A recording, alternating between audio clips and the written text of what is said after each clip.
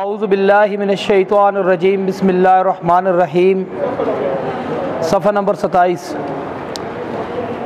وقالوا اتخذ اللہ ولدا سبحانہ بل لہ ما فی السماوات والارض کل لہ قانتون بدیع السماوات والارض واذا قضى امرا فانما یقول لہ کن فیکون۔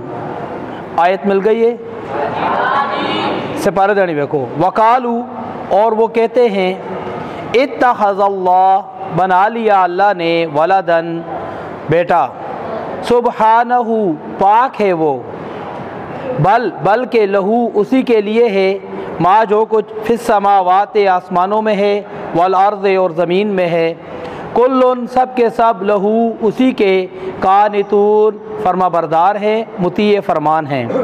بدیع، نئے سرے سے پیدا کرنے والا ہے، السماوات، آسمانوں کو، والارض، اور زمین کو، وَإِذَا، اور جب، قضا، وہ فیصلہ کرتا ہے، امرن، کسی کام کا، فَإِنَّمَا، پس بے شک، یقول، وہ کہتا ہے، لہو، اسے، کن، ہو جا، فیکون، پس وہ ہو جاتا ہے۔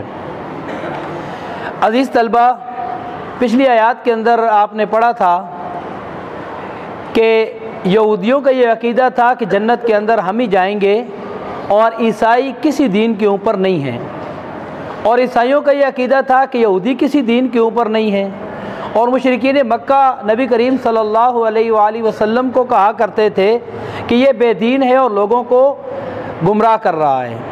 تو اللہ تبارک و تعالیٰ نے اس آیت کریمہ کے اندر ان کی دینداری کا بھی پول کھول دیا اور بتا دیا کہ یہ کس قدر دیندار تھے، ان کے اپنے عقائد کیا تھے۔ اور ساتھ یہودی کہتے تھے کہ یہودیوں میں سے کچھ لوگ کہتے تھے کہ عزیر علیہ السلام اللہ کے بیٹے ہیں، اور عیسائی اکثریت یہ کہتی تھی کہ عیسیٰ علیہ السلام اللہ کے بیٹے ہیں۔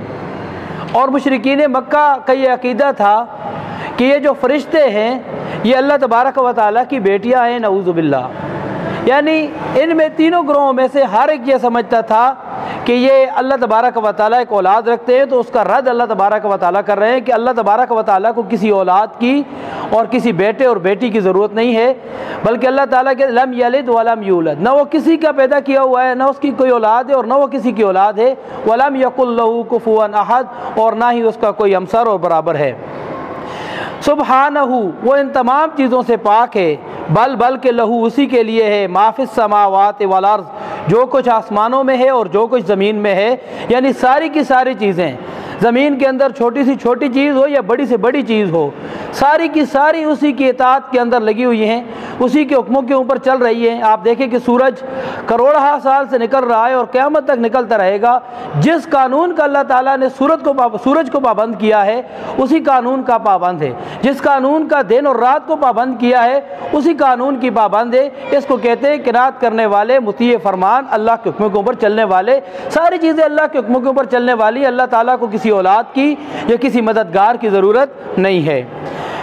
بدیع السماوات والارض، پیدا کرنے والا ہے آسمان کا اور زمین کا، آسمانوں اور زمین کا۔ ایک ہوتا ہے ابدا، پیدا کرنا، بدا، یعنی کچھ بھی مٹیریل نہیں تھا، کوئی نقشہ نہیں تھا، اللہ تعالیٰ نے پیدا کر دیا۔ ایک ہوتا ہے خلق، ایک چیز موجود ہو اس سے دوسری چیز بنانا۔